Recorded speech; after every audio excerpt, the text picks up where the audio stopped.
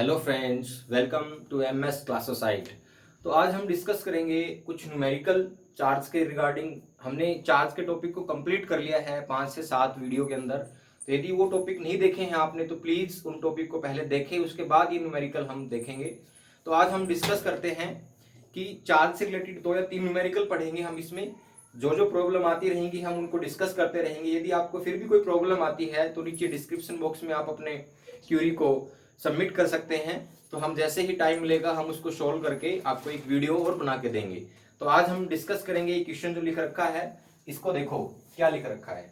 इसमें कह रहा है कि find number of electron in 1 coulomb of charge. इस न्यूमेरिकल में हमने 1 कूलम के अंदर कितने इलेक्ट्रॉन पॉसिबल हो सकते हैं वो हमें फाइंड करना है। तो इसका सॉल्यूशन कैसे होगा देखो, यहां पे दे रखा है। तो सबसे पहले लिखेंगे हेयर गिवन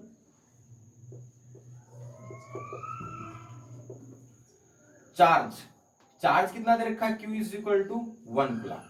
बस इसमें नंबर ऑफ इलेक्ट्रॉन पूछे हैं। तो ये क्वेश्चन हमारा क्वांटाइजेशन के ऊपर है। क्वांटाइजेशन का फॉर्मूला आप सभी को पता ही है क्या होता है। क्वांटाइजेशन का जो फॉर्मूला होता है वो होता है Q is equal to NE। Q is equal to NE। Here we find the number of electron. हमें कितने इलेक्ट्रॉन फाइंड करने हैं 1 कूलम चार्ज में। तो यहाँ पे N इज इक्वल टू कितना आ जाएगा मेरे पास Q बाई E। और आपको पता है चार्ज हमें लेना है इलेक्ट्रॉन का। जो इलेक्ट्रॉन पे एलिमेंट्री कितना चार्ज होता है, तो एलिमेंट्री चार्ज ऑन इलेक्ट्रॉन कितना होता है आप सभी को पता है। E is equal to minus 1.6 into 10⁻⁻19 coulomb. But हम इसका क्या लेंगे, मैग्नीट्यूड हम इस न्यूमेरिकल में इसका यूज करेंगे। तो देखो कैसे यूज करेंगे हम। Q की वैल्यू जो दे रखी है हमारे पास वो कितनी है 1 कूलम। और चार्ज कितना होता है इलेक्ट्रॉन पे 1.6 इंटू 10⁻⁻19 कूलम। तो कूलम से तो कूलम कैंसिल आउट हो गया है। तो यहाँ पे क्या आ गया आपके पास, यहाँ आपके पास आ गया है 1/1.6 इंटू 10⁻⁻19। इसको हम ऊपर लेके जाएंगे तो क्या आ जाएगा 10/16 और इंटू 10⁻⁻19 का क्या बन गया ऊपर जाके +19।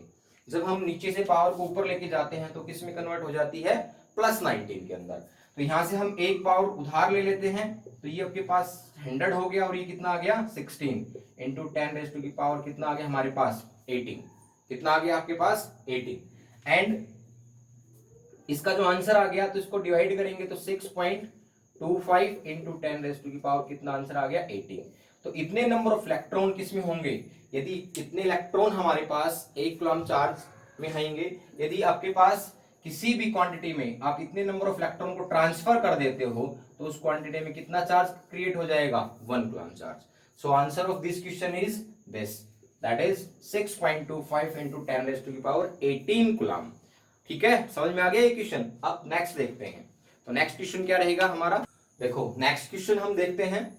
नेक्स्ट क्वेश्चन हमारा ये है कि if 10⁻10 electrons are transferred in 1 second in a pole. एक पोल है उसके अंदर 1 सेकंड के अंदर 10⁻10 इलेक्ट्रॉन ट्रांसफर हो जाते हैं। ठीक है, तो हमें निकालना क्या है, फाइंड द टोटल टाइम निकालना है कि to hold 5 coulomb charge in a pole.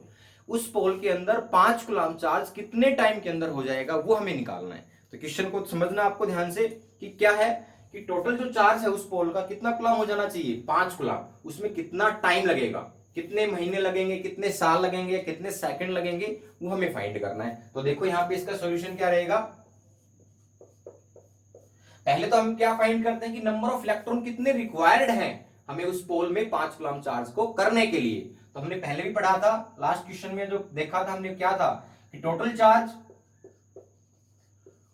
Charge आपके पास कितना है उस पोल का 5 कूलम। तो नंबर ऑफ इलेक्ट्रॉन रिक्वायर्ड कितने होंगे, number of electrons required to 5 coulomb charge. 5 coulomb charge को कितने नंबर ऑफ इलेक्ट्रॉन रिक्वायर्ड होंगे, तो क्या फॉर्मूला होता है Q is equal to NE। और यहां से क्या निकाल लेंगे N is equal to Q by E। N यहाँ पे Q की वैल्यू कितनी है 5 कूलम और E की वैल्यू आपको पता है, पिछले लेक्चर में हमने बताई भी थी 1.6 इंटू 10⁻⁻19 कूलम। तो इसको हम रिप्लेस कर देंगे तो 50/16 इंटू 10⁻⁻19। तो यहाँ पे जो हमारे पास नंबर ऑफ इलेक्ट्रॉन होंगे Ne वो कितने होंगे 1 into 10 raised to the power this। इतने इलेक्ट्रॉन उस पोल को चाहिए भाई, कितने चार्ज क्रिएट करने के लिए 5। बट अब टाइम देखो, 1 सेकंड में कितने ट्रांसफर्ड हो रहे हैं 10 raised to the power 10। तो हमें तो टाइम चाहिए ना इतने का, तो यहाँ पे क्या लिखेंगे हम, तो यहाँ पे लिखेंगे 10 raised to the power 10 electron transferred in 1 second. तो एक इलेक्ट्रॉन कितने में ट्रांसफर्ड होगा, that is 1/10 raised to the power 10। और इतने नंबर ऑफ इलेक्ट्रॉन कितने टाइम में ट्रांसफर्ड होंगे, वो कितना आएगा 3.1 into 10 raised to the power 19 this one. इसको क्या कर देंगे हम इससे मल्टीप्लाई, तो into 10 raised to the power 19। ये कैंसिल होकर कितना आ जाएगा 3.1 into 10 raised to the power 9 this one. ये क्या आ गया आपके पास, टाइम आ गया this one, this time is in second. ये कितना टाइम लग गया 3.1 into 10 raised to the power 9 second लगेंगे। अब इस टाइम को किस में कन्वर्ट कर सकते हैं हम, नंबर ऑफ डेज में कर सकते हैं, नंबर ऑफ ईयर्स में कर सकते हैं। तो सबसे पहले क्या करें, यदि आपको नंबर ऑफ डेज में करना है, नंबर ऑफ सेकंड में करना है, पहले तो क्या करो इसको 60 से डिवाइड कर दो।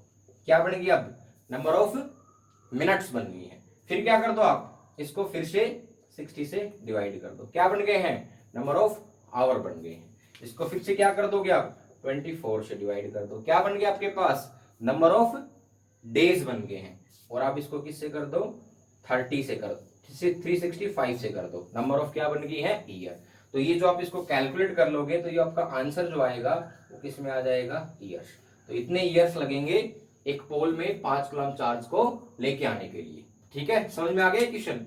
नेक्स्ट क्वेश्चन और देखो, एक क्वेश्चन और सोल्व करते हैं हम। ग्राम ऑफ वाटर है, उसके अंदर टोटल नेगेटिव चार्ज कितना होगा, तो हमने वो निकालना है।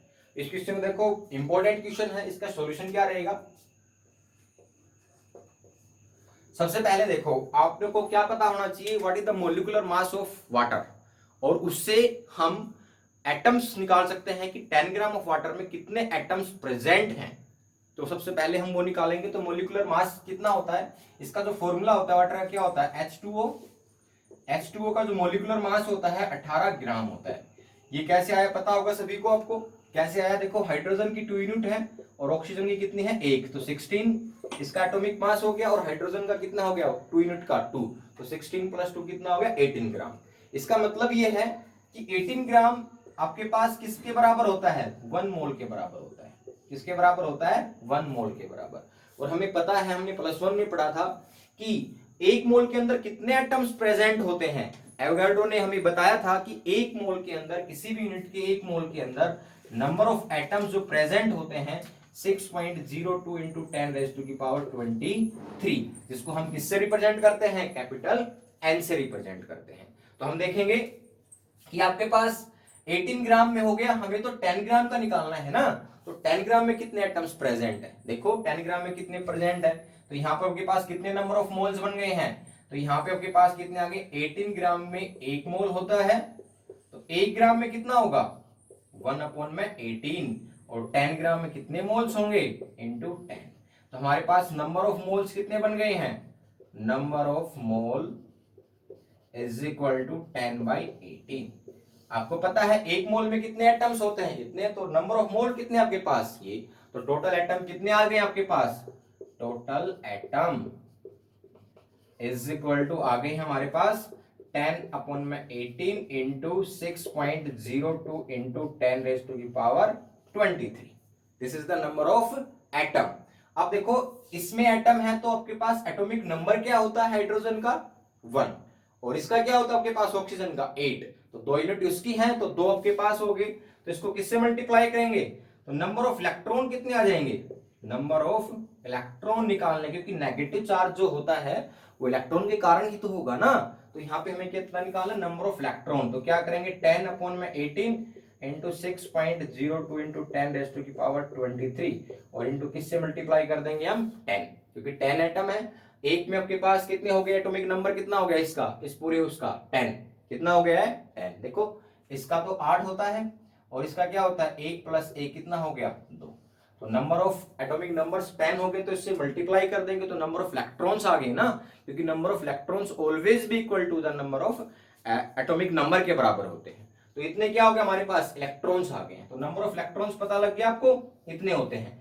एक इलेक्ट्रॉन पे कितना चार्ज होता है आपको पता है, तो इसने नंबर ऑफ इलेक्ट्रॉन्स पे कितना चार्ज होगा हम क्या कर देंगे, मल्टीप्लाई कर देंगे। तो टोटल चार्ज कितना आ जाएगा, total charge is equal to 10 upon में 18 into 10 into 6.02 into 10 raise to की पावर 23 और इंटू में क्या कर देंगे हम 1.6 इंटू 10 रेज टू की power minus 19 coulomb, that is the negative. क्योंकि ये टोटल जो चार्ज है इसको आप कैलकुलेट कर लेना, तो टोटल चार्ज आपके पास जो नेगेटिव आएगा वो इतना चार्ज आ जाएगा। इसको हम देख लेते हैं 1.6 इंटू 10 रेज टू की पावर, ये आपके पास आ गया, इसको कैलकुलेट कर लो 6.0212 और ये आपके पास कितनी हो गई है 25 और 19 माइनस की है 25 आपकी प्लस की है, तो आपकी कितनी बच गई है 6 और अपॉन में क्या आ गया आपके पास 18। This one, this negative coulomb charge कितना आ गया आपके पास answer, this is the negative charge present in the 10 gram of water. और वाटर में वैसे नेट चार्ज क्या होता है, पॉजिटिव ही होता है, इतना ही और इतना ही नेगेटिव, तो नेट चार्ज क्या होगा न्यूट्रल, जीरो। ठीक है, तो ये आपका क्या हो गया आंसर हो गया। ठीक है भाई, ये हमने 3 न्यूमेरिकल अभी की हैं। तो यदि यह वीडियो आपको पसंद आया हो तो आप इसको लाइक कीजिए, शेयर कीजिए और सब्सक्राइब कीजिए और बेल आइकन को भी जरूर दबा दीजिए ताकि हम और वीडियो डालें तो उसका नोटिफिकेशन आप लोगों को मिलता रहे। Thank you.